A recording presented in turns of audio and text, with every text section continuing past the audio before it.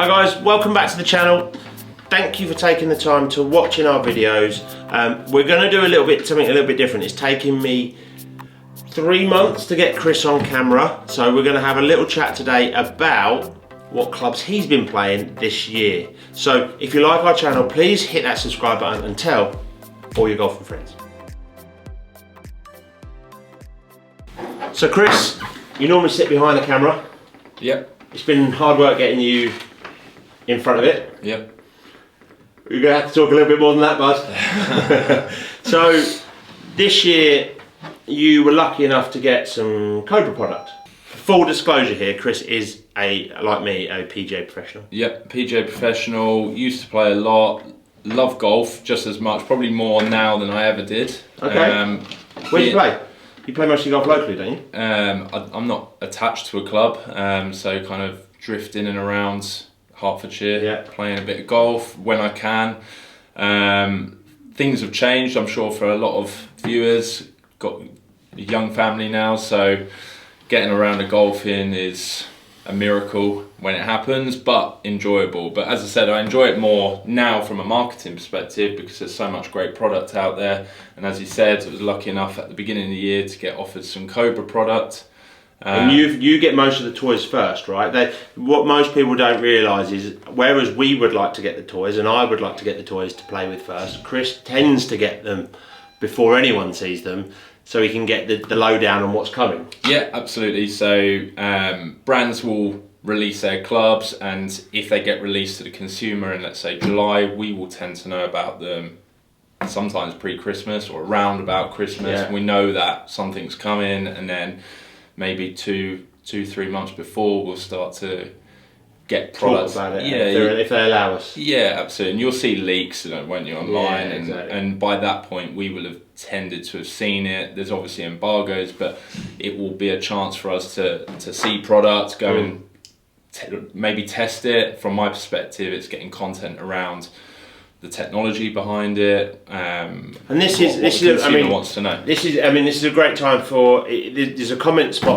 box below on YouTube, and one of the things that always is good for us is we want to create content and information that you, the golfer, and you, the viewer, want. Absolutely. Right? And it's all right, me and Chris sitting in a room going, we've got an idea, let's talk about the latest Cobra or Ping or Mizuno or whatever it may be. But what's really, really good is if there's something you want us to review, talk about, show, whether, and we're very golf club heavy. We love custom fit, we love golf clubs, don't we? So if it wants to be golf clubs, put it in the comments box. Can you review this? Can you review that? And we'll go to work on it. Yep. But likely, if it's a set of waterproofs, if it's a set of shoes, we've got enough product in the stores that we can pretty much review anything we want. Yeah. So let's go back to you this year. Okay. You were given a Cobra ambassadorship, should we call it that? Yeah. With Cobra, was given a choice of what just for full disclosure as well, you also do have Under Armour as well. Yeah, so hence why the Under Armour clothing, Cobra, lucky boy, very lucky. But yeah, ultimately was offered an opportunity to play the Cobra, and it happens very quick that the rep says, "Do you want to play Cobra?" And who did you get fitted by? By you. Whether that's a good thing, I blame a lot of my golf on you. Okay, I'm sure you do. So. Yeah, it happens very quickly. The rep will say, here's an opportunity to play Cobra. Can you let me know your specs? I need to know in a week.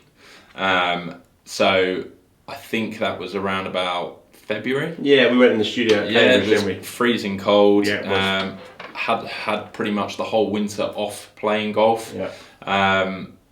By that point, we're a few months into having our build centre and a lot of the excitement of new shafts, and obviously we'd got LA golfing at that point, so there was a big buzz around that, and I was a big fan of that. So in my head, before Cobra come along saying, do you want to play this, it was a case of, I might try and treat myself to a different brand in every area of the game this year and try out different shafts, and I like the idea of good looking golf clubs. So where did you go? To the wrong area. So is that ego take? We should have gone Aerojet. Yeah, I wouldn't say necessarily ego, just because I love the look of good-looking golf clubs, and you're going to say it's ego because in my head I'm good enough to play an MB. Reality is I'm not. I know I'm not. Yeah. Logic says I should be going King Tour, more workability. You see this in Ricky Fowler's bag. It works for him, and he's a good player. But it's still got an element of forgiveness that MB, CB combos don't offer. You ended up there. So yeah, went CB. It's CB. MB combo. CB 4 to 6. CB 4 to 6. And 7 to wedge in MB. Don't get me wrong, I love them. It's taken me a long time to get used to them. But they're small, aren't they? Really small. But too small. Yeah, they are too small. Yeah, before that I had an AP2, so really. But what's the feedback on them this year? Like, I know they're small, I know they're hard to hit, right? Yeah. But my personal opinion on Cobra is it's one of those really sneaky, under the radar brands, and it produces brilliant product. Yeah. Right, their driver Aerojet again this year, especially the LS model, the Aerojet LS. Yeah. Are you playing that as well? So LS in the fairway wood and the driver.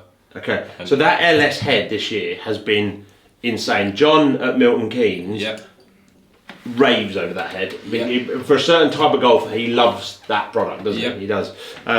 So because it goes under the radar, it doesn't get the kind of same marketing exposure in terms of they don't spend millions and billions of pounds shouting about it. Yeah, exactly. Eyes go towards TaylorMade. They go where else, don't they? Callaway, TaylorMade. So, what's your feedback in terms of when you have found the middle of that face? All right, what does it feel like? Oh, it's soft. It's lovely. They're great irons. The trouble I have with them, and you should really be asking, is what does it feel like when I don't hit the centre? Okay, so how does it feel when you don't hit the centre? Not very responsive, and that's the only thing. They are fantastic irons. There's no doubt about it.